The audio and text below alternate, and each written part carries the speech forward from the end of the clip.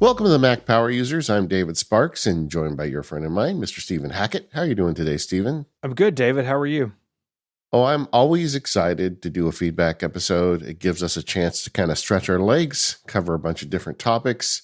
And for me, that's always a good thing. We've had a lot of good content on Mac Power Users the last few months, so the feedback bucket is full, and some of our favorite and not favorite hardware manufacturers are doing things to give us subjects to talk about. We got a lot going on here. Yeah, I had this mental picture when you said that. You know, like if you go to a splash pad, which I do, I did a lot more when my kids were little, and like the bucket fills up with water and then it actually like tips over and everyone gets, covered in water. That is kind of how our feedback is. I really like this mental image you've given me. Well, there you go. Did you know that I am a master slide splasher? What does that mean? Good splashing? Yeah, like when you go down a slide and you hit the water, how some people make a big splash and some people make a little splash. Mm-hmm. When my kids were little, there's a water park down the street we used to go to all the time, and I mastered the art of just soaking everyone. I love it. I'm going to share this real quick. This is important. Okay. Get your notebook out. As you're going down the slide and you've got some velocity. So like if you wear a water shirt, take it off on a slide because you go much faster, the more skin. And then as you're about to hit the water, lift your legs about, 10 degrees north of straight, like lift lift them up like 6 or 7 inches as you're just about to hit the water.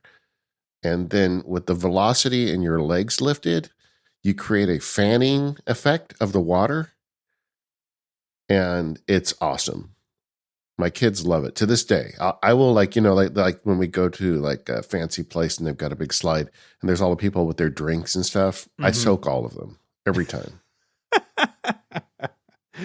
That's great. So that one's for free. What? Okay. Well, we will get to the show in a minute. What about cannonballs? Are you a good cannonballer? Cannonball, you don't have the same physics in play. Right. Yeah. So I don't know that I'm particularly good at a cannonball, but I can tell you when you go down the slide and you hit the water, just lift your legs a bit at the end. Just wait and see what happens. It's good to know. Every time I do it, everybody gets soaked. It's kind of great. There's always some people very annoyed with me, They're like, man, that guy's super fat. He like splashed us all. Has nothing to do with your weight. Yeah. It's all physics, baby. It's all physics. Where's the good doctor? If he were right now, he could write an equation on it for us. There you go. Well, this has been a great start to honestly, the best start to an MPU in some time, I think. There we go. You're welcome. Really, really good. Completely unhinged. If you like Mac Power Users, and honestly, why wouldn't you? You should check out More Power Users, which is our longer ad-free version of the show we do each and every week. That money goes to David and I to support the show. It makes a huge deal to us. And this week on More Power Users, I have an update. I'm crossing the streams. Truck update and 3D printing update. Oh boy. Same. Can't wait. Same thing. So we're going to talk about that. But first, we got to talk about something that has taken 25 years to happen. You can migrate purchases between Apple IDs, asterisk, asterisk, asterisk, asterisk, asterisk. A lot of fine print here. You want to talk a little bit about this? I'm not sure if I'm the one who should talk about it because you said 25 years, and for me, it's 25 years and counting. Yeah. Okay. So we'll get to your heartache. So a lot of people, including me until recently, and if you listen to my other show, Connected, I've talked about that over there, where I just went through this process of unwinding my 2 Apple account system, where I had one for purchasing and one for iCloud. I ran into an issue where I needed to undo that, and it was very messy. And then after I finished it, Apple said, oh, now you can just migrate content. And so a lot of people have this, where you have an Apple ID. Maybe it was an email you don't use anymore, or maybe before iCloud family sharing, maybe you shared an Apple ID with your spouse to purchase things, which is definitely what we did. And you have sort of content, so apps, music, TV shows, whatever, kind of on an Apple ID on its own, and then you have your primary Apple ID or Apple account for things like iCloud syncing. And Apple supports that. Yeah, I mean, the way I got caught in this trap is I had an iPod long before there was a thing called Mobile Me, whatever. And like a lot of people, we bought those early Apple iPods, and you created an Apple account to buy your music on. Yeah. And you never thought it was going to be like your one ID to rule them all, right? Some people have them before they were actual email addresses. Like, it's a very old system. Yeah. And now Apple has set up where you can migrate content from an old Apple account to a new one. There's a couple of support documents in the links. And look, I know, dear listener, not everyone clicks the support links. I like having them there as a resource for people who need them. Go look at these support documents, because the fine print, that the hoops you have to jump through to make this work, pretty wild. And it includes things like family sharing being, in the right state. And, if you have any music on, both accounts, that's a problem.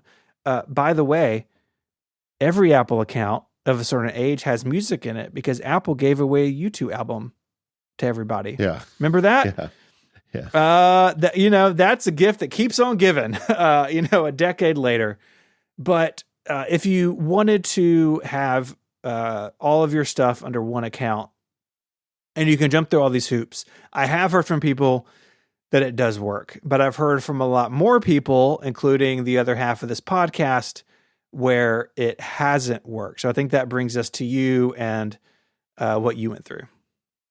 Yeah. So like Steven said, there are a lot of details on Apple's website. And, I'm shocked that this is at all possible, right? Because I always felt like there was a bunch of contracts that said, once the person buys it, you don't have the right to transfer it. Right. And that's probably all these different artists and labels and everything. So it was shocking to me that this was ever possible.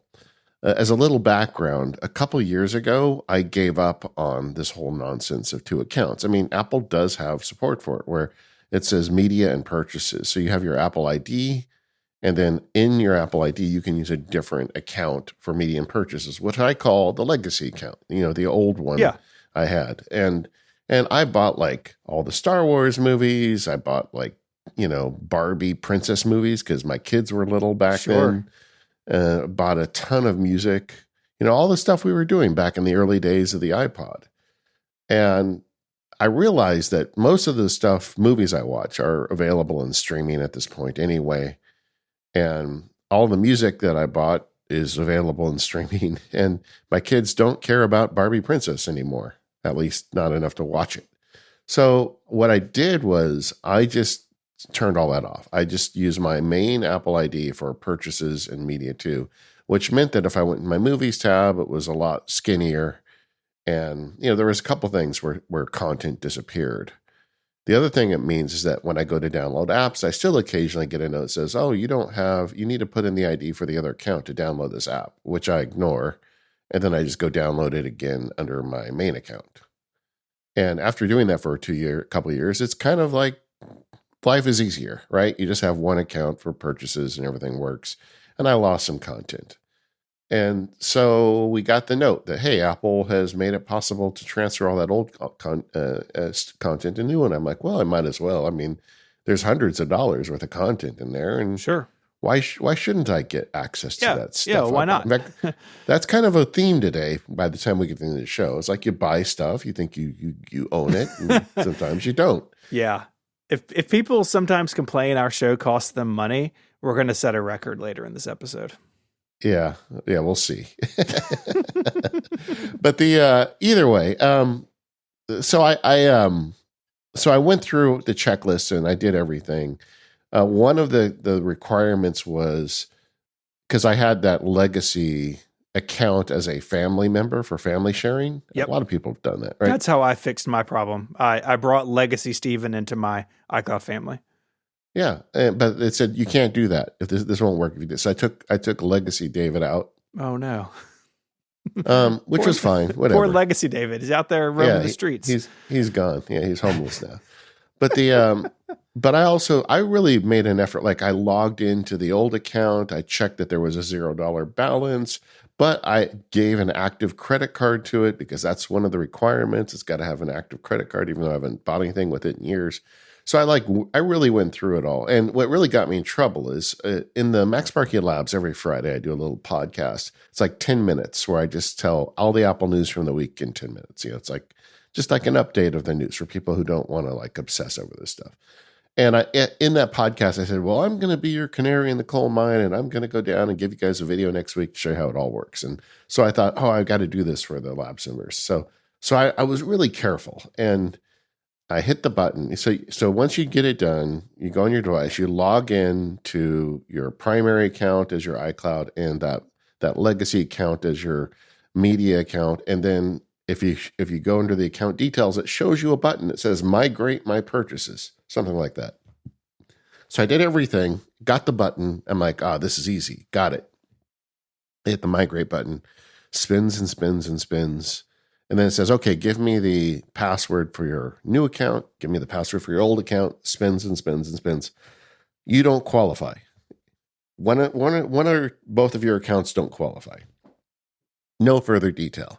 Apple at its worst, when they do that thing where they said, sorry, this didn't work. We're not going to really tell you why. And I was like, damn, I don't know what it was. Right. So I ran it a couple times and it didn't work. And like the fourth time I ran it, the migrate accounts button disappeared. Like it's just gone now. Yeah. And I probably would have let it go, right? At that point, just say, well, this wasn't for me. You know how sometimes you get a feeling when you're on the edge with one of these Apple things, you're like, I think my number might come up today, right? You just kind of feel it in your bones. Well, I did that day, and I went forward anyway. So I said, I'm doing the thing for the Labs. I want to like explain more. So I called Apple support. And I went to the text message and went through kind of level 1. I go to level 2. And like I'm going through the support levels. And at one point, somebody says, well, I think your primary account needs to be off of family sharing too.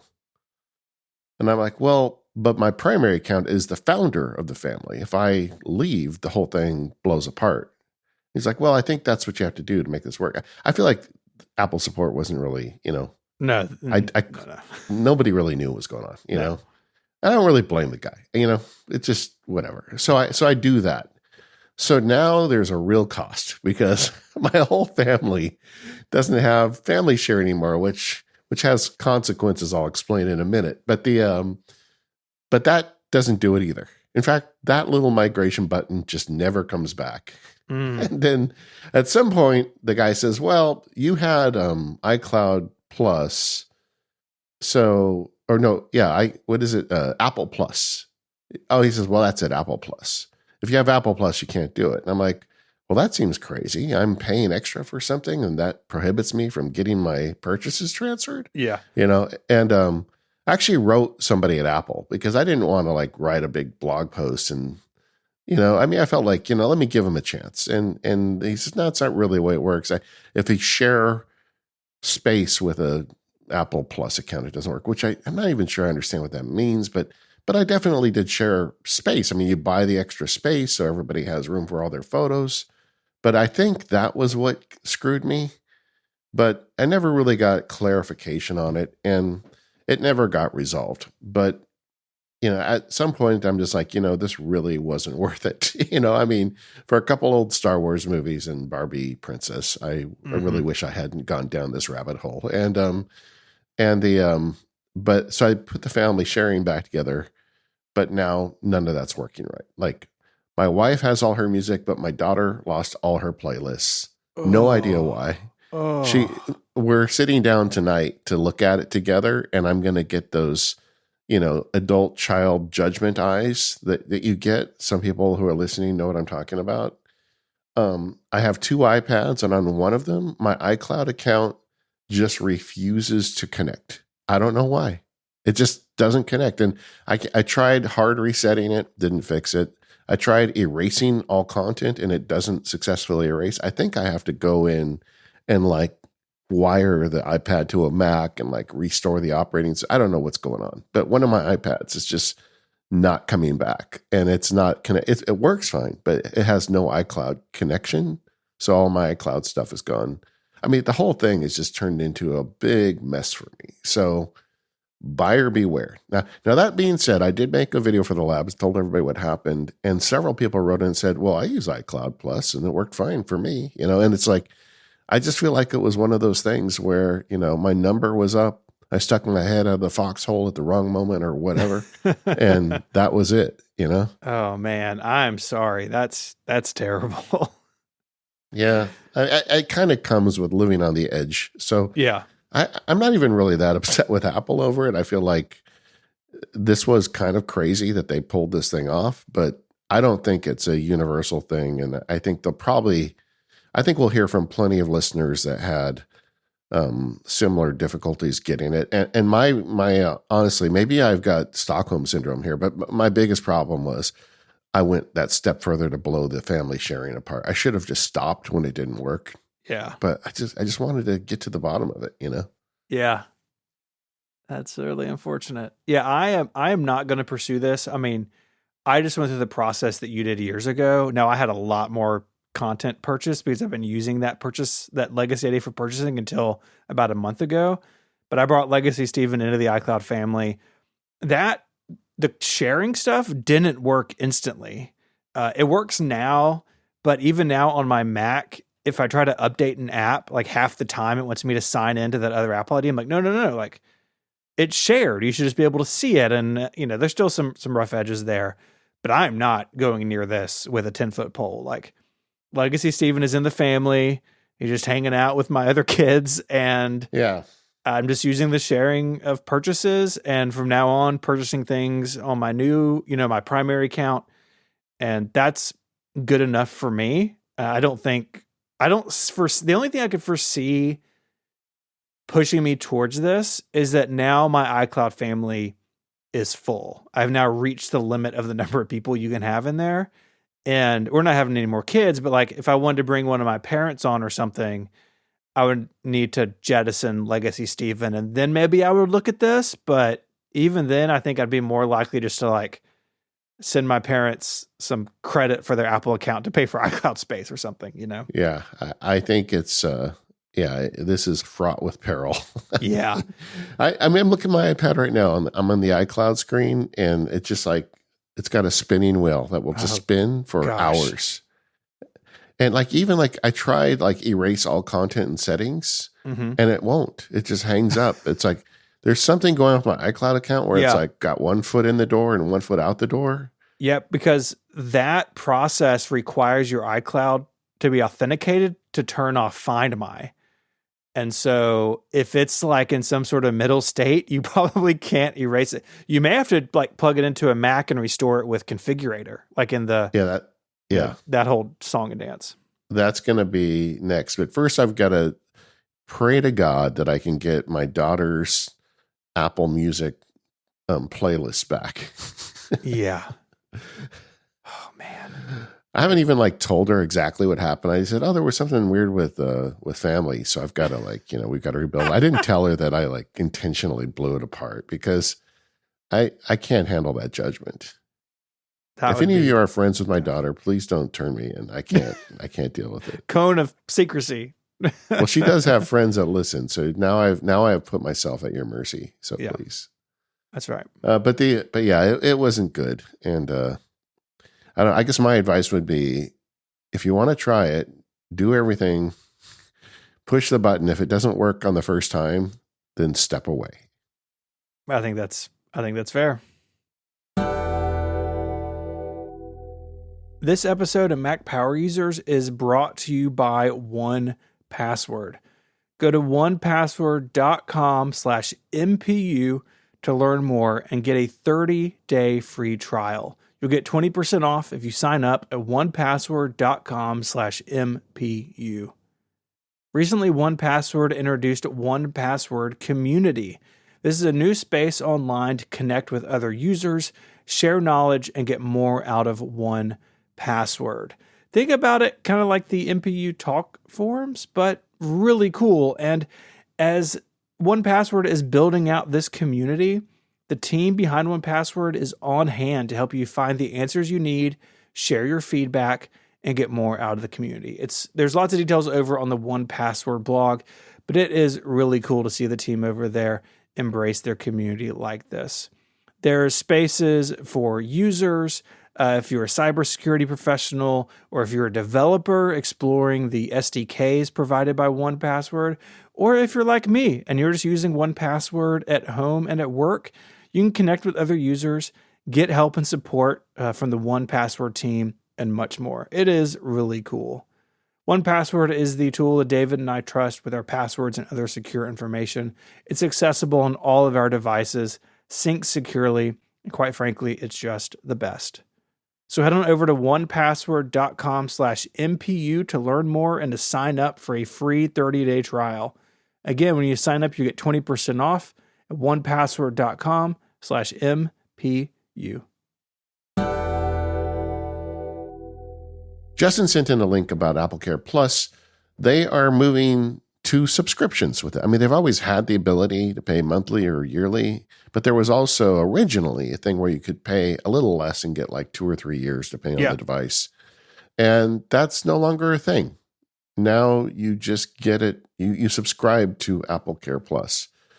Do you feel strongly about that? I mean, I think it's interesting because for years you just bought it and you got like 2 years or 3 years or whatever it was. They introduced this subscription thing a few years ago. When we had our AppleCare episode, like, shoot, it's probably been a year and a half now, 2 years. We talked about this. I'm not shocked by it. And honestly, and I'm going to say something that may be a little spicy. Other than the price increase, which we're going to talk about in a second, because it's a little more expensive in the US now, I think really this is actually a better model for something like AppleCare Plus. And I've got kind of 2 points here. First of all, for people like me and you, and probably some of our listeners, I never keep a phone for 3 years, right? Like, in fact, most of my phones are I keep for a year. And then if I give it to a family member, or on the rare occasion that I sell it outright, which happens, every 3 or 4 years, I look around, no one needs a phone. Okay, I'll just sell this one off. I've paid for AppleCare that is now no longer mine, right? It goes with the device. And so if you take the, whatever it was, $149 or whatever it was, and it split in half, it's like, okay, like that money's gone now.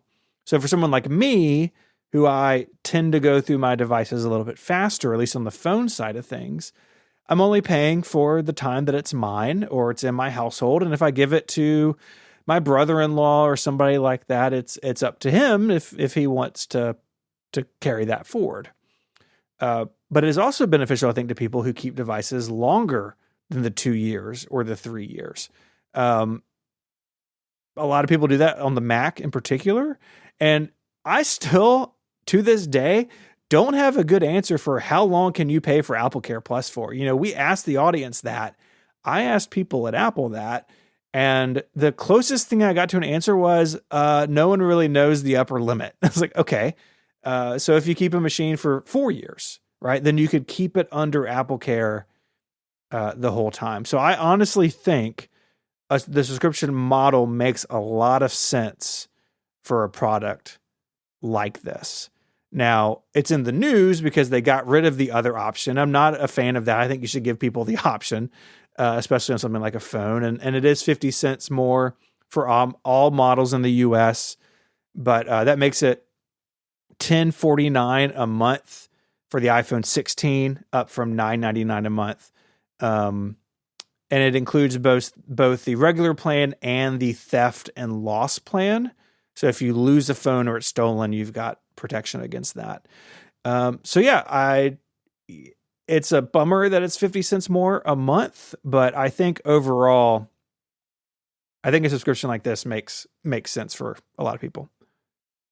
Yeah, agreed. But it's also just a sign of the times. Apple is into, subscription model. I mean, yeah, that's a thing. I mean, I worry about it sometimes because, we always knew them as a hardware company. We became, avid fans when they just sold great hardware and they weren't looking for so much per month out of us. But then you look at the their quarterly returns, and a huge percentage of their income is services. So yep. And that's where AppleCare shows up, as far as I know, is the services. So they're going to be twisting those dials as much as they can. That's right. And it makes me sad. But it's also just kind of, and I don't really feel like they're really putting the screws to us. I mean, it's just, no, that's what they're going to do now. Yeah. Hey, a live update. You know, if you plug your iPad into your Mac and hit restore iPad, it still wants you to turn off Find My. Oh, no. Maybe you've got to put the iPad in DFU mode, which I think bypasses that. Yeah. I'm going to have to go deep on this. I like that you're doing this in the background as we record. That's no longer. I thought if I could just push one button and let it go, it'd be cool. But now it's gone to the next level. Okay. I'm opening next week's outline, which we have a guest for, and I'm putting in housekeeping. What happened to David's iPad/iCloud account? Maybe I'll report that it flew brilliantly through my window. So I thought this would be a good time to check in on what we have AppleCare on. What about you? I have drifted away from AppleCare. Well, one time my insurance lady told me that they love covering lawyers because we buy the most insurance, because we always see things going wrong. But on Apple stuff, I have really kind of gotten away from it. Historically, I would always buy the AppleCare, but when I got the Mac Studio, I didn't because I felt like it's going to be sitting on one desk all the time. I lift it actually an inch off the desk, so if I spilled water, that's never going to get into it. And it's like, with a desktop Mac, it's not really getting the stress of a computer that gets folded up and stuck in a bag and carried around every day. So I just feel like with the desktops, I'm not sure it's necessary. Sure. And so I don't get it for that. And the same thing with the iPads, they seem to last forever. I've never had one break on me. And I'm pretty careful with them. I don't drop them and stuff. So I just don't feel like getting it, but I do get it on the phone because the phone does get, thrown around a lot. And so the only device I have it on is currently the phone. But historically, that wasn't the case. I used to get a lot of AppleCare. So for me, I'm paying, yes, I have it on my iPhone. I'm paying monthly because this phone will go somewhere else in the fall. I was paying for it on my iPad mini, but actually in prepping for this, I was like, I had the same thought process you did. It's like, I'm careful with my iPad. It rarely leaves the house. Most of the time it lives its life on my nightstand. I read in bed or something on it. So I actually dropped it on my iPad. And I do have it on my 14-inch MacBook Pro that I bought at the end of the year. And I paid the whole thing in advance. So I have coverage until December 2027. And, like you, my calculus is actually pretty similar to yours. It's this is a laptop, even though it's mostly on the desk, I do take it out into the world sometimes. And it was a really expensive computer. I got basically a loaded 14-inch MacBook Pro. So you know what? Compared to what I've just spent, the AppleCare for 3 years is not that much more. And so I did it there. And yeah, people have all sorts of different opinions about this, people all over the place. I got friends who always get it, friends who never get it. And it's just kind of a personal decision. But for me, I think it makes the most sense on the phone, particularly the theft and loss plan. So if you're, if you travel or something like that, if your phone gets left behind in a cab or stolen out of your bag or something, you've got that protection. I didn't mention I own a MacBook Air. It's my laptop. But it's the lowest spec of a MacBook Air. I don't expect that it's going to fail on me. And I guess if it got run over by a truck, I would just go buy a new one. I didn't put AppleCare on that. But if I were to do like you and go the full loaded MacBook Pro, I would buy AppleCare. So you and I have very similar preferences. Yeah, turns out. Okay, Apple Watch backups. This was a really interesting note from listener Steve, who wrote in. I know that when you unpair an Apple Watch with an iPhone, it creates a backup of the watch in the iPhone app. But what about at other times? The only time people typically unpair an Apple Watch is when you're about to upgrade. but is there any kind of regular automatic backup of the Apple Watch? Is there a way to manually trigger a backup without full-blown unpairing and repairing? This is a great question, because if you say hypothetically, totally made up story, you're sliding down a waterfall with your niece on a family vacation and you bang your arm into a rock and you shatter your Apple Watch. Yeah. Or you, again, hypothetically, are on a bike ride and you have an accident and you smash your Apple Watch. Or you're at the gym and you take a shower and you drop your Apple Watch out of your locker and break it on the tile floor. Again, all hypotheticals. They're not specific to me in any way. Then what happens, right? Because is your watch getting backed up? So I learned about this because I was under the impression that Steve was, that it only got backed up at these certain times. And I think, to be fair, that's how it used to be. But at some point that changed. And so now your Apple Watch data, so the apps on it, your watch faces, which are the thing that really bothers me, like rebuilding a watch face is so fiddly, all that data is backed up to the iPhone that it's paired with automatically. So you don't need to do anything to keep your watch backed up. It's kind of automatically getting backed up to your phone. And when your phone backs up, either to iCloud or if you plug it in and back up to Finder or iTunes or whatever, your iPhone backup inside of it includes your Apple Watch backup. So worst case scenario, you lose or have to replace your watch and your phone, but your phone is backed up to iCloud. You have your watch backup as well. This is fantastic. I think this is honestly about as good of a system as I would want from Apple. I have just realized something, Stephen. I know you're updating your website. Yeah. You need 512 pixels. Is it net? It's not net, right? It is net. 512 pixels. 512pixels.net/obituaries. And I want you to make a page and list every Apple device that you've broken and write it up with your journalism skills, like a fun story of the death of every Apple device you've owned. Wow. Okay. I'm putting this I want you to do it. I want you to do that. I think it'd be awesome. And it would be so funny. And Apple would read it and they'd be like, we got to start sending this guy stuff to test. Because clearly, they have the room that sprays the water hose at the phone and stuff, but they don't send one to hack it. They got to send one to hack it. Yeah. Okay. I've made a task for myself. All right. That's really good. So yeah, Steve, no need to worry. It's all happening. It's funny. I never even thought of this, right? Every time I get a new watch, I just go from the backup the old one, but I never even stopped to think when is this happening? Mm-hmm. I assumed it was more frequent. I thought that it was happening more than when you just unpair it, but Steve knew. Yeah. He's new. He didn't. If only there was an Apple support article we could link that tells you all of this stuff. It'll be in the show notes. This episode of the Mac Power Users is brought to you by Google Gemini. Supercharge your creativity and productivity at gemini.google.com. I've been using Gemini lately, and one of the most impressive things is just talking to it.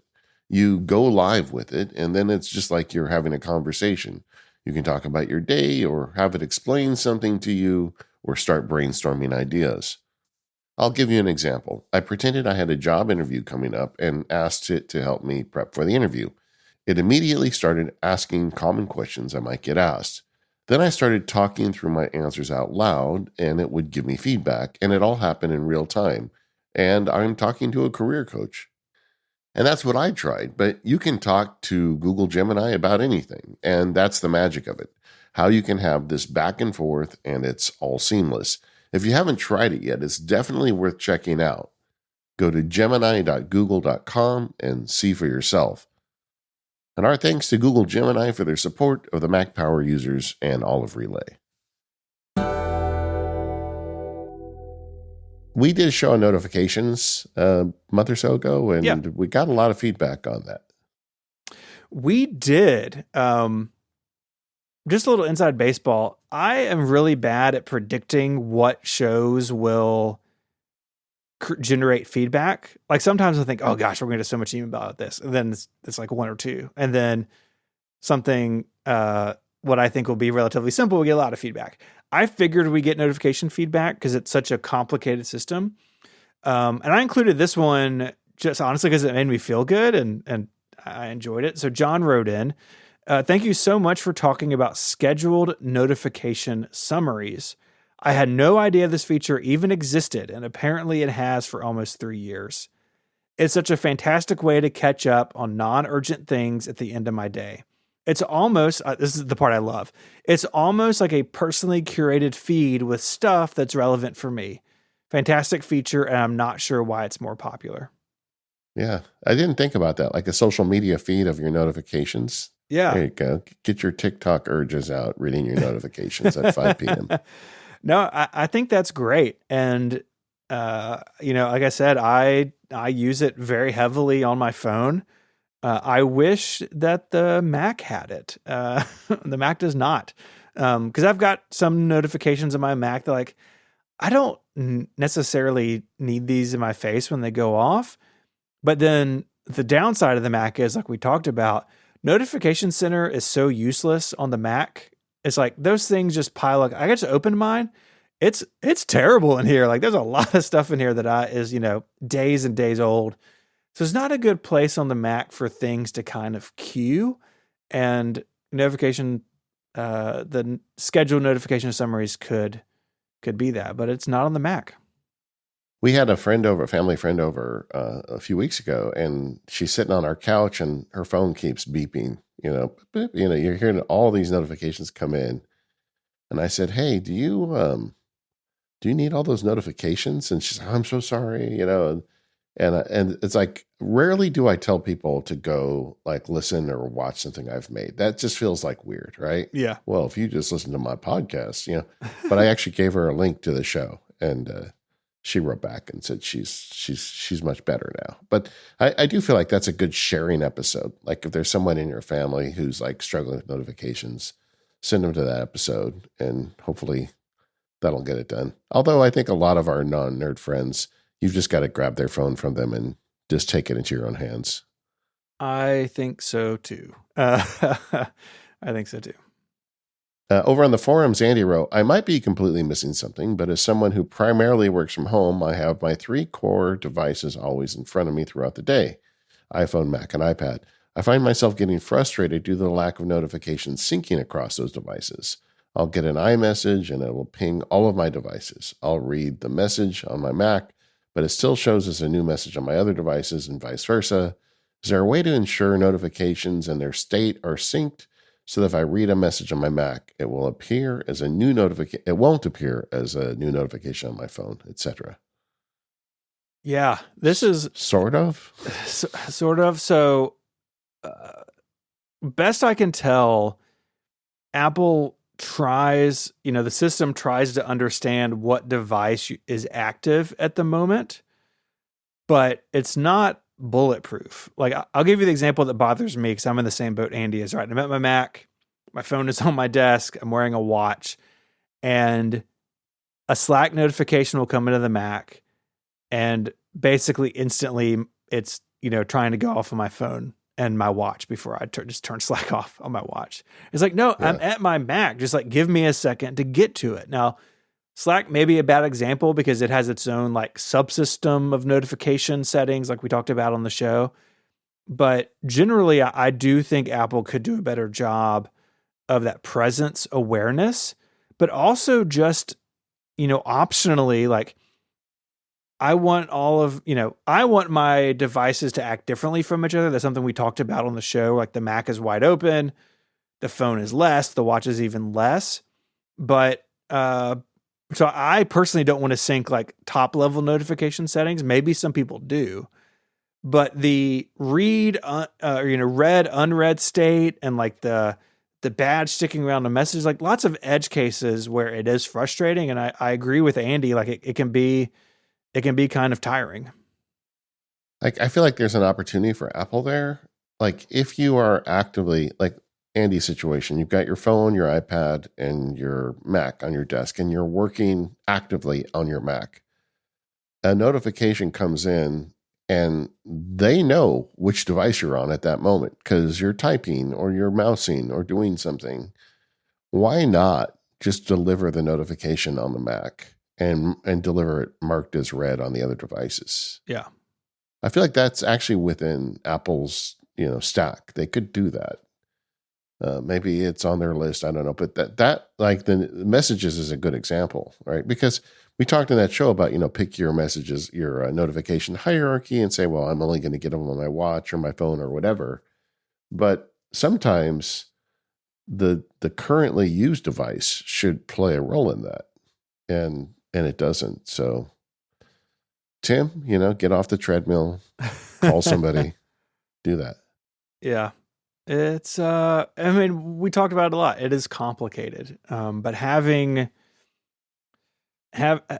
there's so much built into these systems to like handoff, right? And a good example, right? Like you have an app open on your phone, it shows up in your dock if it's on the Mac, all that stuff. Like a lot of the plumbing is there for more of this. I would basically, if I'm at my Mac, my phone should never send me a notification if that app is allowed to send both places. There just needs to be more logic behind the scenes on that. Yeah, and they do have like awareness because you can move the keyboard and the mouse to different devices. I feel like this is probably within reach. And you're right. It wouldn't be just notifications for messages. It'd be like, well, he's on this device, so silence all the other ones. But it'd be more than silence it. What you don't want to do is then pick up your phone and get all those notifications all over again. They need to be silenced and killed on the device. Mm-hmm. Yeah, it could be better. Yeah, agreed.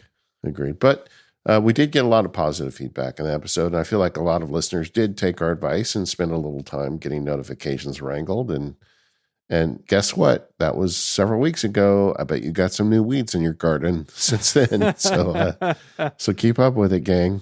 I'm doing the same. I had that feeling just this morning. I installed a new app on my phone, and of course it's like, hey, you want notifications? It's like, nope. No, I don't. I don't need them for this. I can come over to you if I need it. Yeah. Okay. We need to talk about what's going on with Amazon and changes with the Kindle. Last week we had Michael on, and we were talking about some use cases for Kindle books for him that I think are going to come to a screeching halt. Well, he was talking about how he likes to take, when he builds his ChatGPT engines, he'll throw a whole book at it. And he was very clear, these are books he's paid for, and I'm not endorsing anything illegal here. I don't, if somebody's downloading torrents of books, whether you're a single person or a multinational corporation, that's not good. But when you do buy a book, and I have bought many from Amazon, they have historically had the ability for you to download the book, the file, so you've got it. And there's a lot of reasons people do this. Like sometimes they change the books, they change the contents of the books later, and you want the original version you bought. Or like Amazon did the Wheel of Time series on their television channel, and those are like some famous books. People are really into them, and they had these classic covers on them, and people kind of get personal about that. Like, I read this book, it had this cover when I was a kid, I bought the ebook, it still got the same cover. Well, when they made the TV show, they took the cover off, the classic cover, and replaced it with the TV show advertisement. It's like there's just like stuff like that happening all the time, and people don't like that, right? So there's a lot of reasons people download books, including, like Michael explained, that to be able to use the text to train an AI to do something for him. There's a lot of good reasons for it. And another one, frankly, is you don't want to be locked into a platform. Just because I buy this from Amazon, what if I don't want to use a Kindle in a couple of years? And so what they announced was on February 26th, which is not very long after this show airs, they're taking away the ability to download the book. I mean, and the way they do it is you go on the website and you go to your content, and you have to download each one individually. You can't even say download all my books. You have to download each one. So it's like, they do make it they add friction, I think, to the process. And I mean, from the outside, it doesn't seem to me like they're doing this because it would cost them a bunch of money to keep that feature. I think they're doing it because my opinion. I think they're doing it because they don't want you to download the books anymore. Yeah. You know, Yeah. and they want you to kind of be tied to the Kindle. Like if you buy it and you want to read it, great, get another Kindle or get the Kindle app, but stay in our ecosystem. Yeah, I think this was already true, but it's definitely more true after February 26th when this change takes place. Out of all consumer technology, the Kindle might be the most vertically integrated. Like you can buy an iPhone and you're in the App Store, right? But you can use like Google for all of your services, right? Like you're not locked into iCloud, and you can swap out iMessage for something else, right? Like a lot of people do in non-American countries. But the Kindle, like you're buying an ebook from Amazon, from the Kindle store, either on the web or on the Kindle itself, and you read it on your Kindle and you archive it on your Kindle. And like there's a Kindle app elsewhere, like on the phone, on the iPad, but it is the hardware and software is very tightly linked. And downloading ebooks was the one sort of release valve for this. And you could download them to back them up. You could download them if you wanted to take the DRM off and do various things with them. Put them on another reader, right? Just have them in Apple Books or on a Kobo or something else. And shutting the door to this, I think the vast majority of Kindle users would never notice because it's never crossed their mind that you could take a Kindle book and take it somewhere else.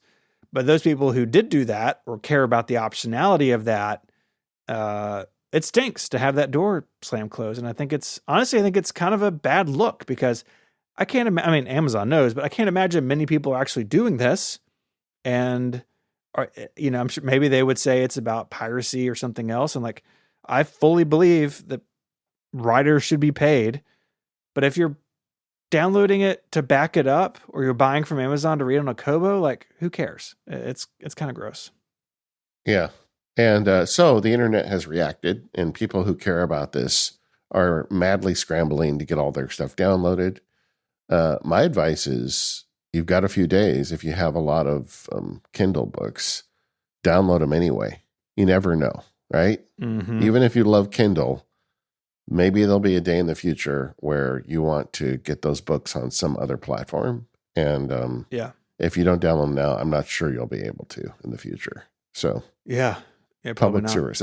That's why I put it up. I put a blog post up on it, and I write my blog posts pretty far in advance, and they get, edited and kind of listed. They go out over the course of a week. And I'm like, hold the presses. This one's going out, because I felt like, people need time to do this, especially after a lot of books. Like I had like 200 books in there. Yeah. I've got a ton of books. I mean, I've been in the Kindle ecosystem for a really long time. Like, yeah, I got the first one with that terrible keyboard. Oh man. Whew. Yeah.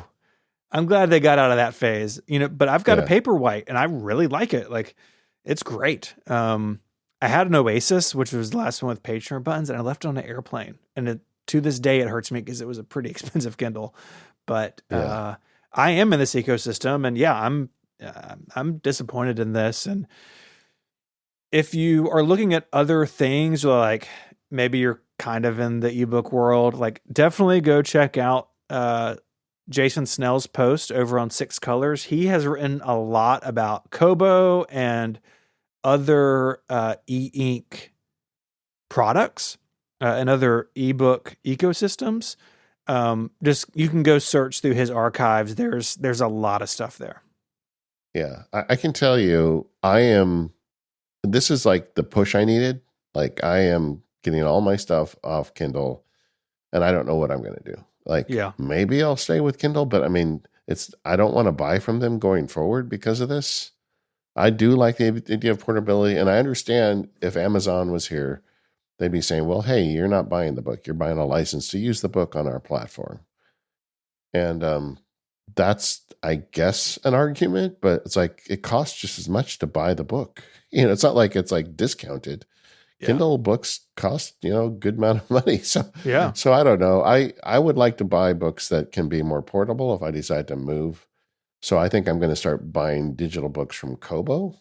I have been buying more physical books anyway, but there's a lot of books I read that I don't want as physical books. I only have so much room for books. Yeah. And the other thing is I've had glaucoma since in my 20s, and I've managed it well, but I feel like at some point my eyes are going to get a lot worse. And I want the ability to bump the font up when I need to. And so I don't know, there's reasons why I want digital books, but I don't want to be that locked in. So I'm actually looking to maybe make a move. Like I might buy a Kobo. I texted Jason about it and he says this isn't a great time to pick, and we're going to have Matt Gemmell back on the show, and he's a big fan of Supernote, which is more of an e-ink device for like taking notes, but also reading books. There's a bunch of options, and I'm now kind of looking at the field. Yeah. I guess another option for me is to just not do ebooks anymore and just buy books, but I don't have that much room for them, and a lot of books I read aren't worthy of like taking up space in the house for the rest of my life. Like a lot of these self-help books, they're good for a read and you move on. Yeah. But anyway, there's a whole thing going on. And the action item here for you is download all your Amazon Kindle books. Yeah, that's you don't have to do true. anything with it if you don't want to, but just download them and keep them. Yeah. Yeah, I'm just going to have an archive, I think. I do think if you're going to do something other than a Kindle, I do think the Kobo ecosystem is pretty good. They have their own bookstore that's really pretty comprehensive. Like I looked at a Kobo Sage a couple of years ago. I ended up never writing about it. It was kind of one of those like, I'm going to get around to this, and I never did. But I was kind of hard pressed to find something that wasn't, anything mainstream that wasn't in their bookstore. Now if you're reading a lot of like really indie stuff, people in like the Kindle has like a publishing program for like small writers without agencies and stuff. If you're reading a lot of that stuff, you may be in trouble. But the other thing I'll add to that is if you're reading a lot of like really independent writers, sometimes you can find ebooks like EPUBs on their websites or online elsewhere through, there's a couple other bookstores, and then you could get that EPUB on a Kobo really easily, actually. And so it is a little more work, but the hardware is great. And again, like I've got Jason's e-reader archive linked in the show notes for people to go check out. He's covered a lot of them over the years. Yeah. And with small and independent writers, if you can buy it from them directly, they get more money. So that's another reason. Like whenever I get like an indie thing, I always go and buy it from them directly. And usually they'll give it to you DRM free. I mean, all the, like I've got a book in my productivity field guide is DRM free. I'm not going to if people pay me for this, I'm not going to make it hard for them to read it on different devices. Sure. This episode of MPU is brought to you by Ecamm. Ecamm Live is the leading video production and live streaming studio built for the Mac. Ecamm is great at simplifying your workflow because you can do it all with Ecamm. Get started quickly and have everything on hand to create whatever you need with video. What impresses me most about Ecamm is the team's relentless work at integrating with tools across macOS. For instance, if you're on the pro level plan, you can enjoy Ecamm for Zoom. Automatically send Ecamm Live's audio and video output into a Zoom meeting, webinar, or event, and add up to 8 Zoom participants as camera sources in your broadcast or recording. Plus, you can automatically create individual participant audio and video recordings and add Zoom chat messages to your broadcast or recording as text overlays. Ecamm is great for streaming, recording, podcasting, and presenting. If you want to stand out from the crowd today, you need high-quality audio. And with Ecamm, you can screen share, use multiple cameras, and direct the show in real time with their live camera switcher. Plus, you can add logos, titles, lower thirds, graphics, drop in video clips, bring on interview guests, use a green screen, and so much more like that Ecamm stuff I just spoke about with Zoom. Their members are entrepreneurs, marketing professionals, podcasters, educators, musicians, church leaders, bloggers, and content creators of all kinds. So go check out Ecamm Live today. Go to Ecamm, E-C-A-M-M, ecamm.com/MPU, and you will get 1 month for free using the code MPU. That's 1 month free of Ecamm Live at ecamm.com/MPU with the code MPU. Our thanks to Ecamm for their support of the show and all of Relay. Oh boy. Oh boy. Here we go. So I'm just scrolling through our text message history. Sometimes I get texts from you that are surprising. A lot of times texts from you are like this like beautiful bookshelf you're building or something like that. But you shot me a text and you were like, I'm thinking about a car. So what's going on? Yeah. Okay. So I feel like I'm on the witness stand again. Yep. A little bit. So Daisy and I, when my youngest daughter got her license, we gave her our car. And then, so we only had one car at that point. And that was 8-9 years ago. In the meantime, the car that we shared died and we got a new car. And now that car is 2 or 3 years old. But my wife and I have shared a car now for a very long time. And she goes to work every day. I work from home. It was generally working out. But now things are getting much harder. Both of our kids have like full-time jobs. They're not here as much. And, when I need to do things, it's very difficult. And her commitment at work is much longer now. So it's just often I was getting more and more times where I would get a Lyft or something. And, Lyft is great, except when you get a driver that has a death wish or they just decide to not show up or whatever. And I just got to the point where like, you know what, I need a car. And so that was kind of a decision we made a few months ago, and I started looking into it. And part of me is just kind of cheap, and I'm like, get a car, then I got to like pay for the tires and then oil changes and all that stuff again. But I do need a car. So my initial plan was to get a beater Toyota something or other. I was thinking like a RAV4, And my daughter has a RAV4. It's a great car. And I thought I'd get a used one, and that would be that. Yeah, the RAV4 is a great choice. It's actually surpassed the F-150 recently as the best-selling car in America, according to a link my dad sent me. Not fact-checked, so take it with a grain of salt. But you stayed in the SUV world, but you went with something a little more electrifying. Yeah. Well, my wife says, well, why don't you get something bigger? Yeah. She's like, you go to the lumberyard all the time. And, I rent the trucks from Home Depot because, it's not that expensive. You go to the lumber. I don't buy my lumber from Home Depot. I'm not an animal. But when I go to the good lumberyard, I usually rent a truck because the stuff I buy doesn't fit in a car. She's like, well, and then also, the kids are older. Now they have boyfriends. When we want to go somewhere, we always got to take a fleet of cars to go there. She's like, why don't you look into something bigger where we can you can do all that stuff, all the stuff we do with a big car. And we had a family member that had a big car that we would always borrow, and they moved. So she's like, what about something bigger? And so I started looking around, and I stumbled into Rivian. Yeah. Yes, you did. Rivian. Well, they're such nice cars, and I was talking to a bunch of friends who were like total enablers because I have some friends that drive them, and they're like, it's the best car ever.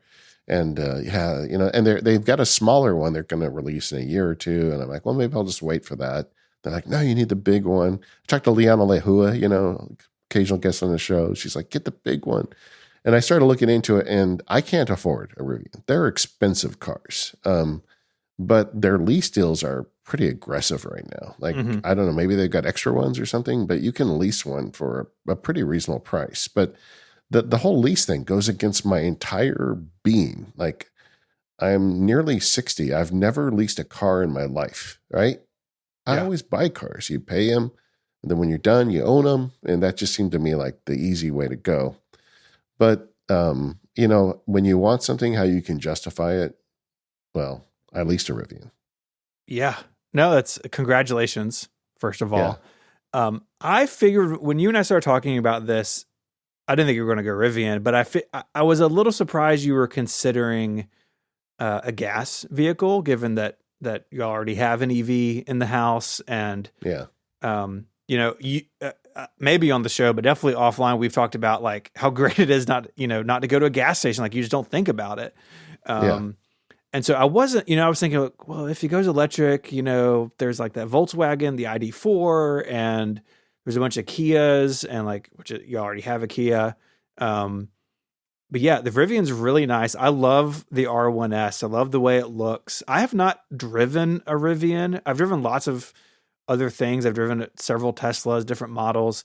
I've never driven a Rivian, and I've never leased anything either, which is, it's not something that I've come across. But when I think about Rivian, I think about Apple. Like the companies kind of seem sort of similar in a way. Like I don't know much about him personally, so like whatever. But what I've seen of the Rivian CEO, I really like. He seems super smart. Like they have their aesthetic and their like the outdoorsiness, which I think both you and I are both attracted to. Like they've got that dialed in. It seems very like if someone's really into like Apple stuff, being really into Rivian makes a lot of sense to me.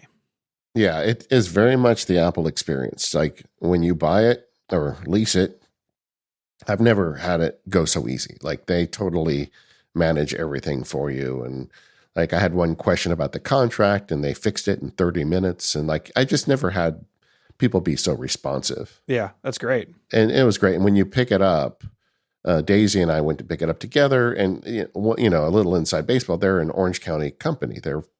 Their headquarters isn't far from my house. And like, I kind of like the idea of supporting that, local California company, they're trying to make a go of it.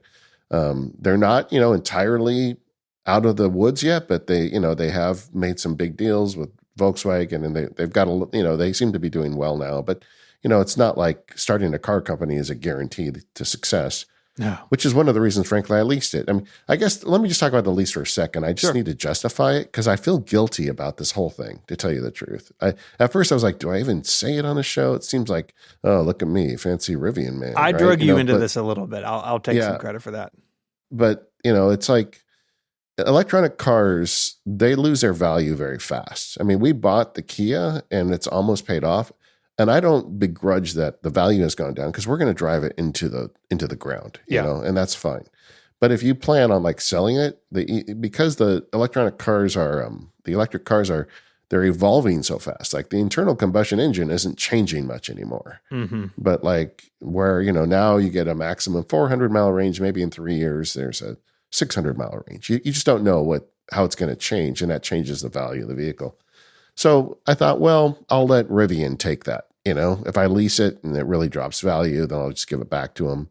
But I haven't given up on the idea of buying this car somehow. Like in my head, I hope Rivian's not listening, but if the values drop that much in 3 years, maybe I can make like a deal and just pay it off, Maybe. So that was part of it. And part of it was, well, it's not 100% guaranteed this company's going to be there in 3 years. So that's a thing too, right? But either way, I leased it and we go to pick it up and they like walk us through the whole operating system. And like your phone is your key. Yeah. They don't give you a car key. You just walk up to the car and it pairs with the app and it unlocks and you get in. I mean, everything is so seamless. But we also got Daisy all like up to speed on how it works because one of the weird things is it doesn't have CarPlay. It's got its own infotainment system. So there's just a lot about it that, sounds anti-Apple because they don't do it, but it also sounds like the most Apple thing in the world that they're like, no, we want to control the whole experience. Yeah. So the CarPlay thing would be hard for me to overcome that. There's a lot of market research that Apple loves to quote about, whatever it is, 90-something% of US car buyers at least say that CarPlay, which is really CarPlay and or Android Auto, are on their must-have list. And like for me, my red Tacoma, rest in peace, I retrofitted with CarPlay. My current Tacoma has CarPlay in it. Like our van has CarPlay in it. Like I would really struggle to let go of that. Maybe it's a little bit different since y'all have shared a car and like you haven't had something of your own in a long time. But, I know this is like early impressions or whatever, but how is Rivian's stack? How is their software when it comes to the multimedia and the mapping and those sorts of things? All right, let me put a pin in that because I just want to talk a little bit about the car in general because Perfect. It's amazing. I mean, like it was a car that was designed by obsessive nerds. I'm just convinced. Like every little detail of this car as you go through it, like makes sense. Like somebody thought about it. Yeah. Like, I mean, an example this is the thing that I get. Like, there's an SOS button in it. Like, when you lease a car, I didn't realize this. You get free roadside. Like, so for the next 3 years, if I have a problem, there's a little button that says SOS, and I press it, and they'll come and change a tire, give me an emergency charge, or whatever problem I have, they come rescue me. But you hit the SOS button. But in the Rivian, it's up over your head. Like often those cars have those buttons kind of up near the rearview mirror. If you hit the SOS button, it's a hinged button that drops down, and there's another button underneath it that says SOS. Ooh, like it's in a fighter jet. Yes, I was thinking, sir, do you want to fire the missiles? It's like, yes, I do. Hit the button and then hit the button again. Like stuff like that. There's like little touches in this car everywhere like that. Like, and it's in the software and it's in the hardware and it's in the overall design of the car. It's an SUV. It's kind of tall. When you put it in park, it lowers itself down as low as possible. It calls it kneel mode. So like my wife, who's a very attractive, stunning, short Filipino lady, can get in and out of this car without trouble, So it's just like all that stuff, just, I don't know. I just really appreciate all of the little touches, both software and hardware in this car. So overall, I love it. Like another example is the soundscape. It's all like natural sounds. Yeah. When you hit the blinker, it's like two wood sticks knocking together. All this stuff is like when you during the day, when you lock it, it chirps like a bird, but at night it hoots like an owl. Oh, come on. That's, yeah. I didn't know that. That's so good. Daisy's like, I think we got an owl in the neighborhood. I'm like, no, it's my car. So it's just like stuff like that is really remarkable. Another like little touch. Cause like it used to always bug me when I would be at a stop sign and I'd hit the blinker, and how you can see the reflection of your car in front of you.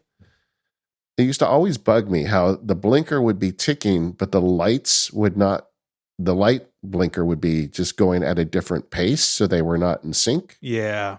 And like as a musician, I'd like always try to count a rhythm into it to like at what point do they sync? But of course they're completely random. On a Rivian, you hit the blinker and you see the car, it's completely in sync with the noise. I mean, just like this is all crazy stuff that sounds nuts, but I like all of that stuff about this car. And, the kids are both out of college. Daddy leased himself a fancy car. So there we go. It's awesome. Yeah. Yeah. But it's an obsessively designed car. I will just say that out front. Now, infotainment system. Yes, please. Okay. So it's not CarPlay. It's a very more, the UI is much more subtle than CarPlay. And for the car stuff, it's really well done. Like, they've got a screen that shows you, your compass bearing and what battery energy you're using and like just all the details you need on it. I think it's well done. The screen design is really good. They do monthly software updates. I've only had it a couple of weeks, but they've already done one software update where they improve something. Yeah.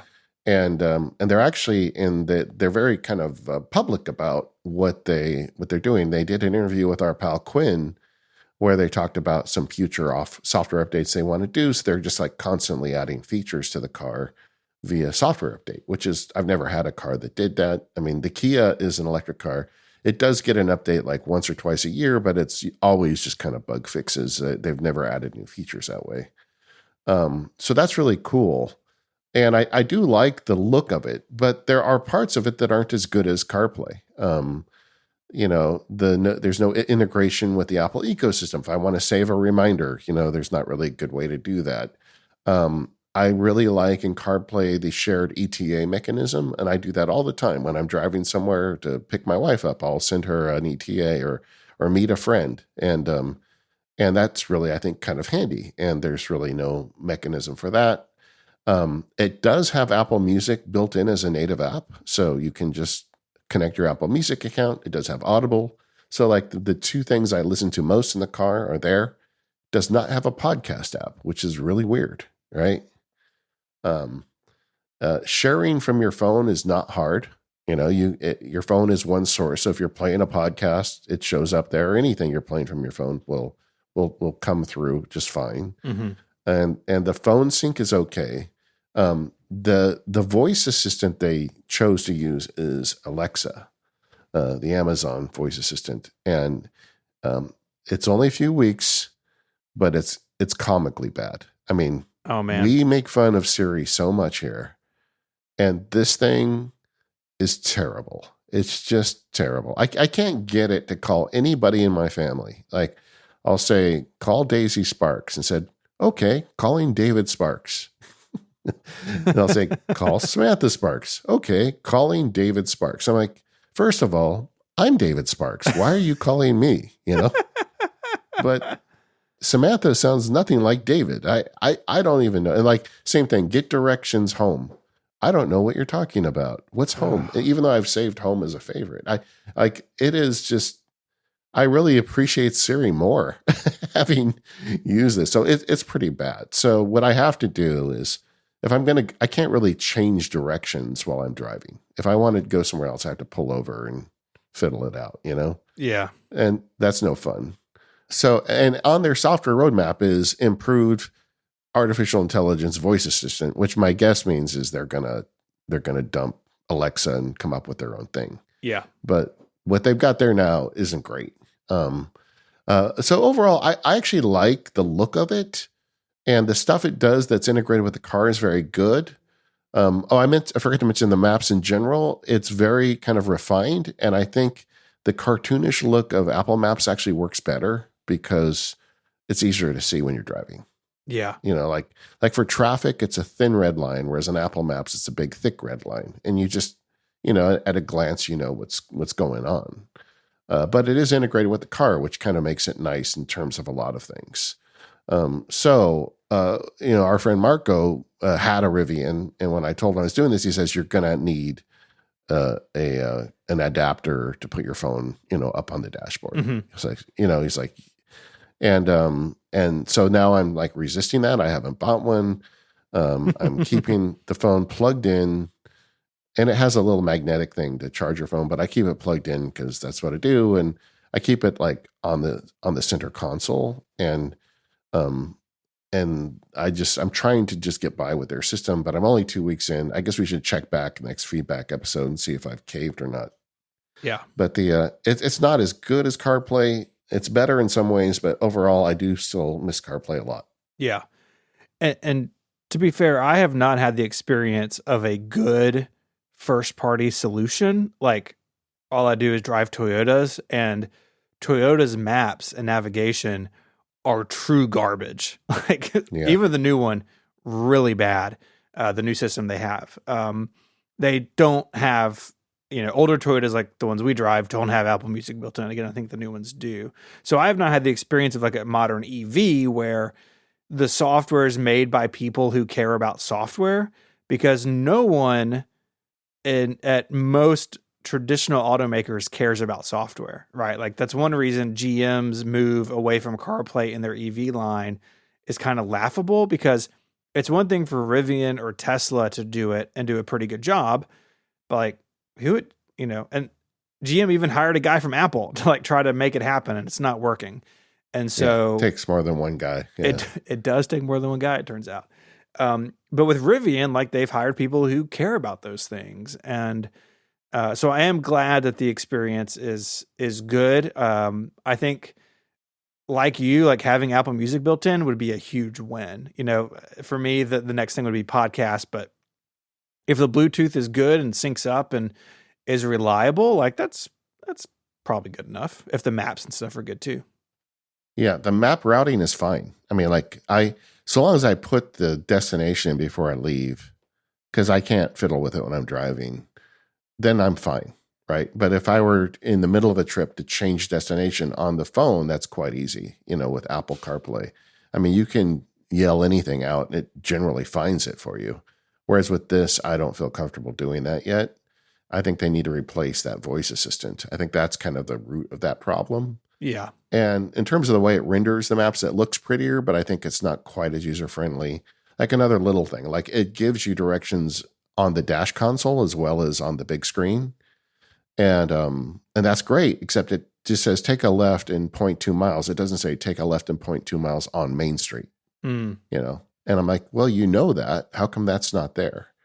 So I started sending them feedback already about stuff like that. Yeah. So I feel like there's some evolution that needs to happen with it, but I think I might be okay with it. You know, I think I can probably pull it off as I kind of figure it out. So it's not the same, but I understand what they're going for. But there's some features there that are missing and some implementation stuff that's not good. But yeah, I almost have more respect for Siri now that I've used Alexa in a car. Because I don't know if I'm doing it wrong or whatever. Maybe somebody will write in as a review and say that they love it, but I cannot get that thing to do hardly anything right. I'm tempted to just turn it off because it's just so useless. Honestly, I think a bad voice assistant is worse than no voice assistant, especially when you're driving. Like, I want the thing to work. Rivian and Amazon, of course, have a lengthy partnership. So I don't know what the future of that holds. But I do have a couple of random questions for you, if you'll permit me. Sure.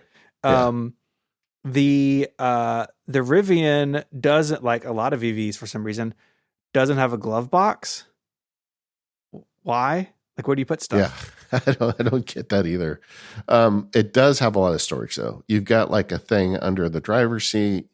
The well under the armrest is massive. Yeah. And then there's a drawer underneath that, and then there's storage underneath that. Because there's no engine and transmission tunnel. So you can put stuff down there. Yeah, and you can 3D print stuff for those things to further kind of like, so I don't really have a storage problem. But the other thing it does is it doesn't have a spare tire, which like worried me, right? I'm like, I've always had a car with a spare tire. If I know how to change a tire, right? Yeah. And when I went to pick it up, I'm like, well, they said, well, you can buy a tire for it if you want. I'm thinking, well, I'm leasing this car. I don't want to buy a tire. And they said, but we have free roadside service. And I said, so you're telling me if I push the SOS button, somebody will show up with a tire? And they said, yes.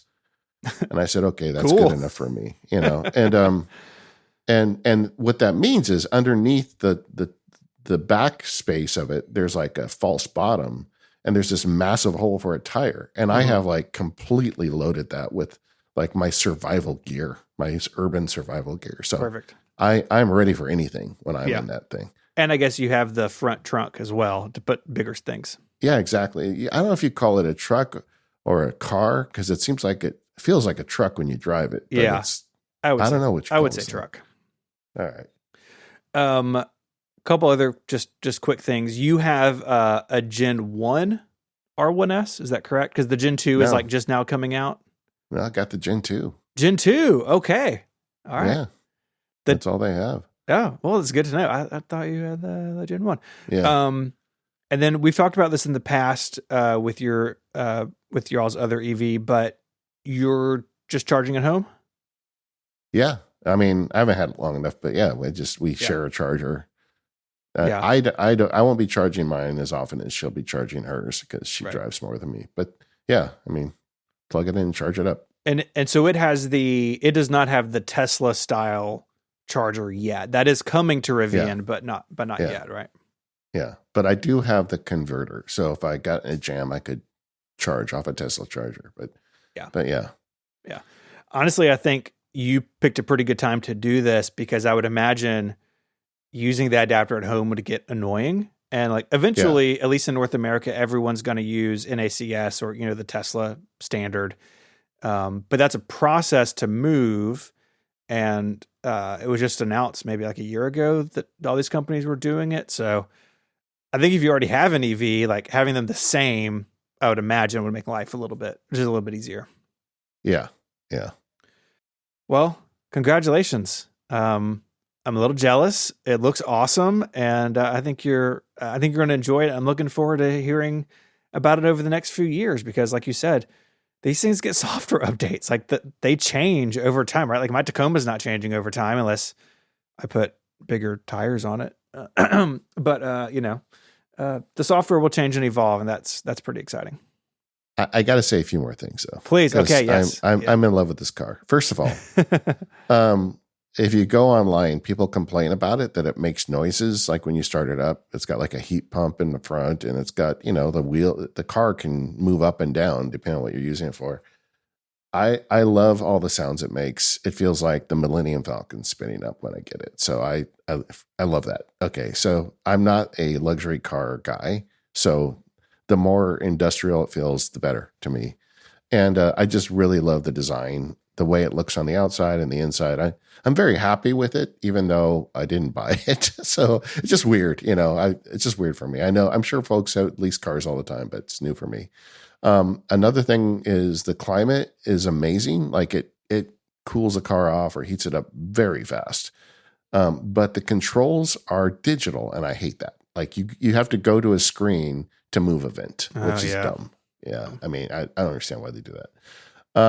The other thing is it has an app, and the app is really well built. I mean, the buttons that you want on the app, like lock, unlock, open the trunk or whatever, all that stuff is very easy to get to, but then there's more depth to the app as you get in, and it has shortcut support.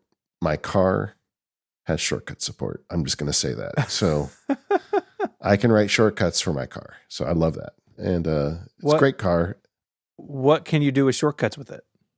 Pretty much anything that you can control from the app, there's a shortcuts action for. So, start it up, heat it up. Like I could write a shortcut that like turns out the lights in the house, locks the doors, and heats up the car. Like that's awesome. Like that.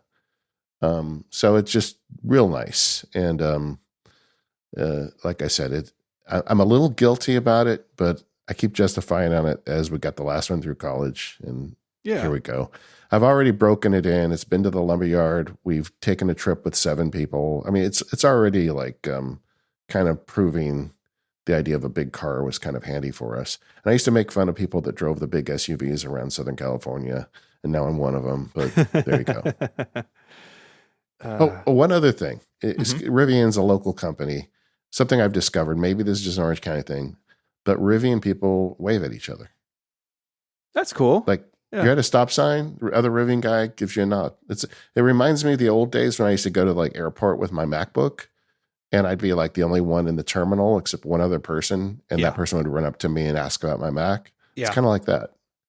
That's I said something spicy about AppleCare subscriptions, and I'm going to say something spicy about a certain part of car culture.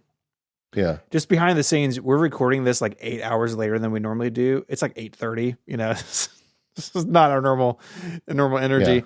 Yeah. Jeep people do like the rubber ducky thing. Have you seen this?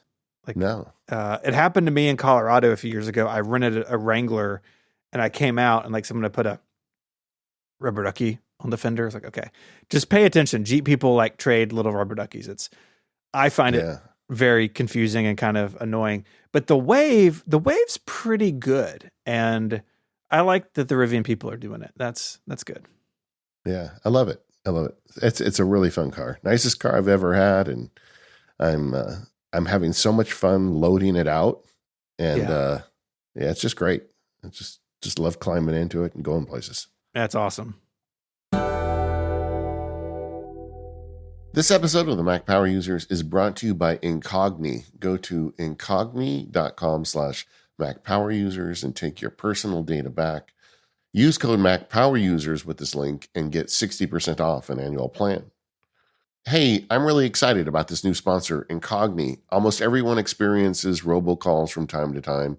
If you ever wondered how they keep getting your number, the answer is data brokers. And that's where Incogni comes in. They reach out to data brokers on your behalf, requests your personal data removal, and deals with any objections from their side. It's like your own personal agent that goes out there and bird dogs this for you.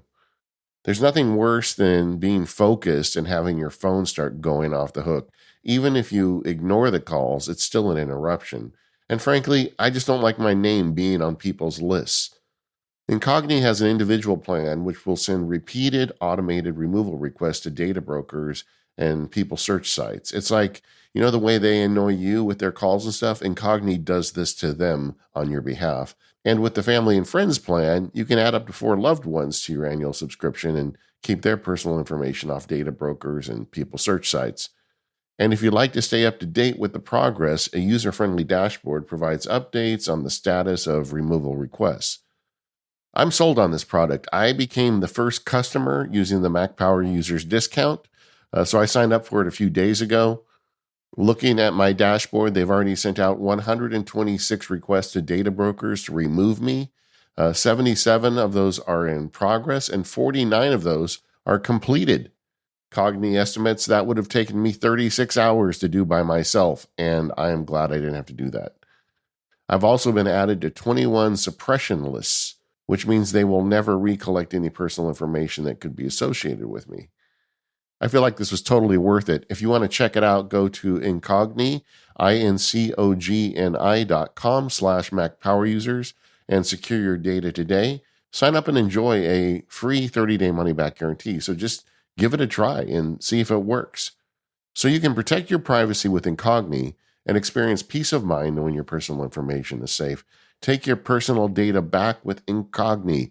Use code Mac Power Users at the link attached to the show and get that 60% off your annual plan. Incogni.com/Mac Power Users. And our thanks to Incogni for their support of the Mac Power Users and Olive Relay. Okay, it is a feedback episode, so we get to end off with stuff we're playing with. And you and I have, you prompted me to do this, but you and I both have launched Now pages. So macsparky.com/now, 512pixels.net/now. Tell me a little bit about why you did it and kind of what you went out of it. And then I've got some thoughts as well. Yeah, I am a fan of Derek Sivers. I think he's just a really smart guy and really genuine. So I've read several of his books and kind of follow him off and on. And he put a Now page together. And the idea was that he's not very good at social media like me. And he wanted to make a page. And the way he described it was, what would you tell an old friend if you were catching up with them? And I'm just going to put it on my website. So it's, whatever your homepage is /now. Mine is macsparky.com/now. And I thought, well, I'm not good at social media, so I'm going to start doing this. I started it about 6 months ago, and I go in there every week or two, and I just update it with what I'm working on now or what I'm thinking about or personal projects or whatever, like an old friend. If I saw an old friend, what would I tell them about what's going on? And I like the idea of it. And so I started doing it, and I get a lot of nice feedback from people who read something on the Now page, and they'll write me an email about it. And, so credit to Derek Sivers, but there's a whole bunch of people on the internet have picked up this habit. And in fact, he has a website where he's combined them all. You'll have to send yours to him so he can add your link. And it's just kind of a nice thing. It's like the old school web. And when you were doing your update to 512 pixels, I said, Stephen, you should do a Now page. Yep. And I did the next day. I apparently am very susceptible to you telling me to do things on my blog because yes, I made a task to do an obituary. The obituary page.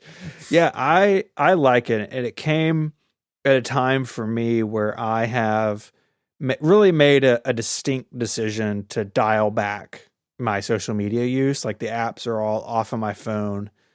I just sold something on Facebook Marketplace, so I had Facebook installed again. I was like, I don't want this. This is gross.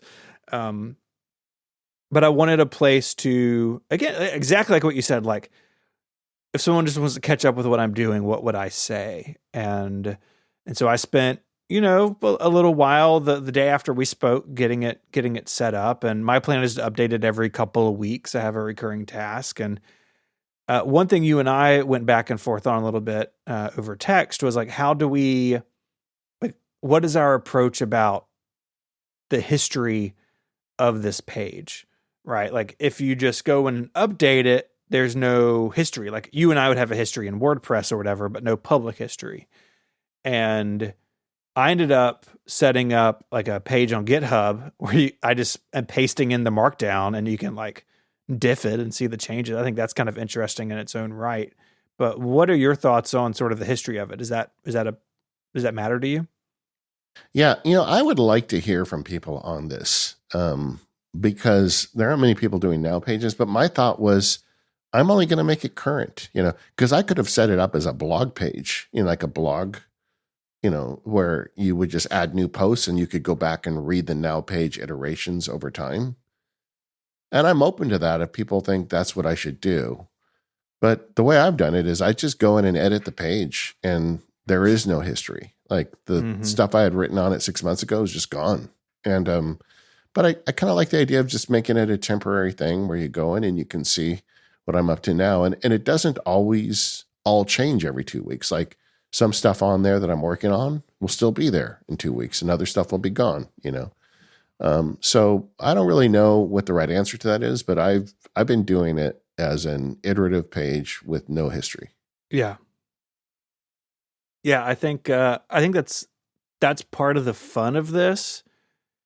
Like if you turn it, so one thought I had, and when I was talking to Mike and Federico about it on Connected, was like, I could make it a category on 512 Pixels. I don't show my categories anywhere, but like every post over the last 16 years is in at least one category. I can make a category and I could hide it from the homepage or take it out of the RSS feed. But or make its own RSS feed. And if you wanted to read this over time, you could stick it in your RSS reader. But if part of my feeling right now about my life on the internet is getting away from short form text-based social media, like, am I just recreating that? Even though I own it and it's on my own domain and you get through it via RSS, all of which are important to me. Someone who makes their living on RSS, like that's all important to me. But there's something I have found very charming about it so far, that it's just a page. Like I've got it in the navigation, and if you know about it, you can check it out. And if you're interested in the history, you can click the link at the bottom. But that's all it is, that it's so basic and simple. I'm kind of in love with that. Yeah, I'm enjoying it too. I like it so much that I've added it to my email signature. It just says, what am I doing now, with a hyperlink to that page. And I don't know. I am enjoying it as well. I think, like you, it harkens back to more innocent time on the internet. Mm-hmm. But it does really kind of give you an update on what's going on in my life as if you were an old friend. And that's kind of nice. And it also, I like a couple other benefits of this. Number one is I am terrible at social media. I don't have a Facebook account. I haven't logged into Twitter in years. I think I got an account on that Facebook version of Twitter. I don't remember what it's called, but I don't know if I've ever posted to it. Threads. Threads, yeah. And I'm really making an effort to do more because we have a Discord with the labs, and I don't do much with that. It's really hard for me to do that stuff. I'm somebody that gets really zoned in on a thing, and social media has never been like a problem for me. Yeah. To the extent it's a problem for someone that does what I do, I should probably be doing it more. But that's that's the thing. But I felt like this kind of scratches that itch in a way that doesn't feel intrusive to me. The other thing is, it's a great way to justify a no. Like somebody asked me to speak at their thing, and I said, I can't. And I just sent them this page, and they wrote back, they said, oh, I see, you're busy. Yeah, And so it's like, I like that. And it's kind of fun just going in and updating it and thinking about, well, what's going on that I can share right now? Like I always say in the opening line where I'm updating it from. And usually it's from Indoor Studios, but like I did an update from Edinburgh during the Fringe Fest when I went to see my daughter. It's like updating from Edinburgh. It's like, that's kind of fun, right? That's cool. Yeah. So I don't know. I would encourage anybody that has a website and to want to experiment this, just give it a try. Let us know if you do. Maybe we'll put our own directory in the forums for people that want to do these pages. But I find it kind of delightful, and I'm really happy that you're doing it too. Yeah.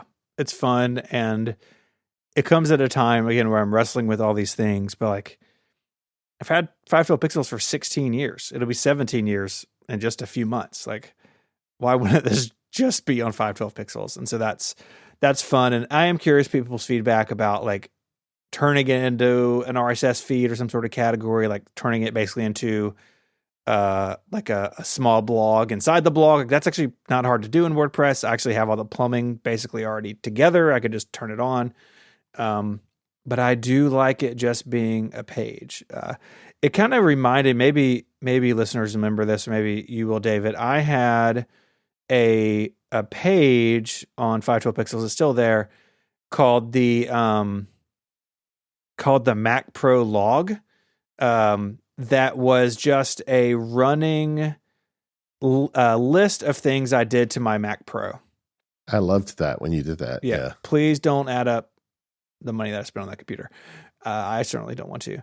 But it was kind of a mix of these things where I treated it like a blog, like each entry has a date, but it was just a page in WordPress. Like it's just a markdown page. And so it was kind of like a mix of both. And I don't think I want to do that with the Now page, but it is potentially kind of an interesting middle ground. So yeah, it's there's lots of options out there, but it is fun to be experimenting with some blog stuff again for the first time in a long time. Yeah, I tell you, my gut on this thing is just to leave it as I'm doing it with no history. But part of me is like, oh, I would kind of like to go back and read that. Yeah.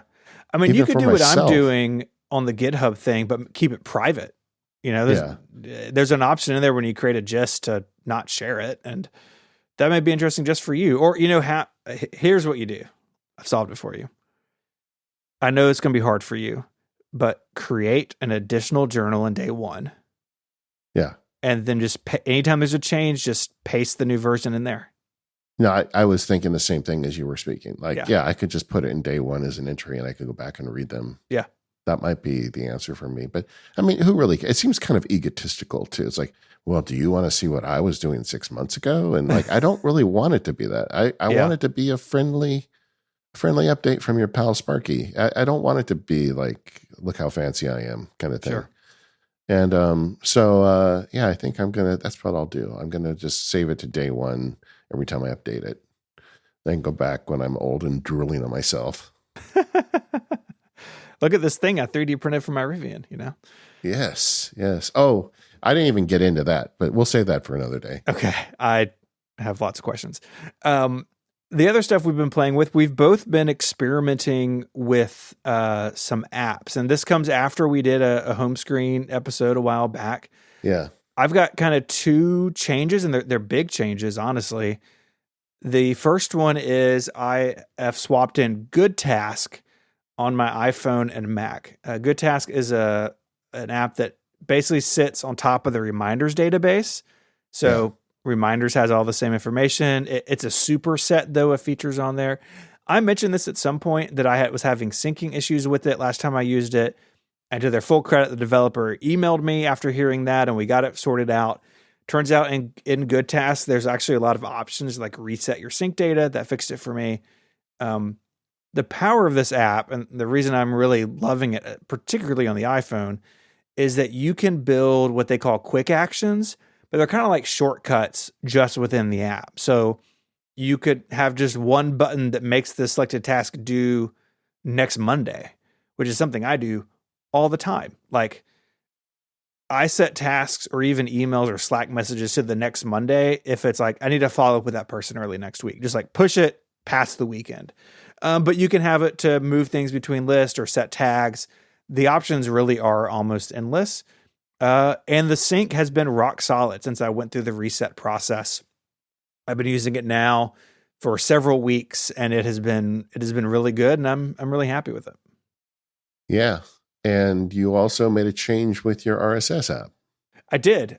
So I spoke on that episode about using Reader Classic. The new Reader just doesn't really work for me. And I'm still using Reader Classic on the Mac. But what I was afraid of is starting to come true, where it feels like the iOS app is starting to struggle a little bit. I was getting blank pages. The app was hanging. I spoke to some of our friends about this. Some people are experiencing this as well. And so I'm using, actually, John Voorhees was one of the people who suggested I revisit it, Unread, which is an RSS client that's been around for a long time now. Unread just made it to the Mac in the last 6 months or so. but it really shines, I think, because it has this whole gesture-based system on the iPhone. It signs into Feedbin. So using Unread on the phone, and have been, again, really happy with that as well. So still using Reader Classic on the Mac. I do think it is the best RSS app on the Mac. It's a lot nicer than the others. I think more full featured than the others. Although NetNewsWire and Unread and others are making up ground.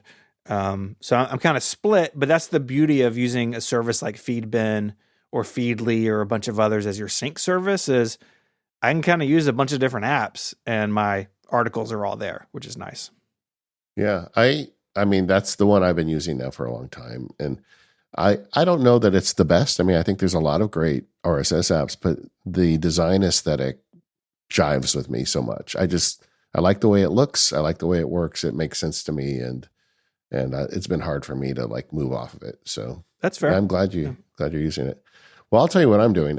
So I have made no secret in the MacSparky Labs. I am working on for the fall of this year. I'm going to do a field guide called the Apple Productivity Suite or something like that. I don't even know what the name's going to be, but I want to make a field guide on how to get the most out of just using Apple apps. A recurring theme on our show the last few years has been how much they've improved, and I think that for a lot of people, maybe most people, that's all you need. And so I have been going really hard at the Apple apps.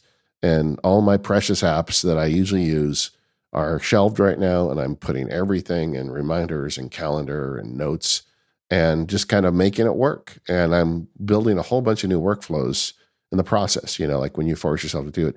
I know this title is a long time away. I haven't even started recording it yet, but this is one that needs a lot of research time, and I'm having a lot of fun just using the Apple apps. It's really fun. They're great apps, and there are limitations, but there are also kind of delightful things about them too. And and that's something I'm working on now. And so I'm really going hard at those and having a really fun time doing it. Good. I'm really looking forward to that field guide from you. We spoke, I feel like a couple years ago, we had a whole theme on the show for like a year of like, y'all, Apple's default apps are kind of getting really good. And that has just continued. In fact, I busted open Freeform today for something. It's like, oh, this is hanging out in there. So yeah, I'm looking forward to that because I agree with you. I mean, I'm using GoodTask for some of the automation stuff, but I used reminders for 6 months, and I could go back to reminders at any point and be fine. Well, I mean, using GoodTask is really still using reminders. It is. It is. Yeah. But like, so hand on heart, yesterday, a friend of mine texted me. She was like, "Hey, I'm using Evernote. What should I use instead?" I was like, "What year is it?" And I told her, I was like, honestly, like, she's on the Apple ecosystem. It's like, honestly, Apple Notes is really good, and you can do just about everything you're doing in Evernote probably in Apple Notes. Because she had poked around Notion and some others. I was like, look at those tools if you need more, but Notes is really all you need for 90% of people, and I think she's gonna run with that, which is good. All right. Well, this was, like I said, a momentous show. A lot of licensing. We licensed books, we licensed video, and we licensed a car. So thank you, everybody, for listening. We're the Mac Power Users. You can find us at relay.fm/MPU. Thank you to our sponsors, 1Password, Google Gemini, Ecamm, and Incogni.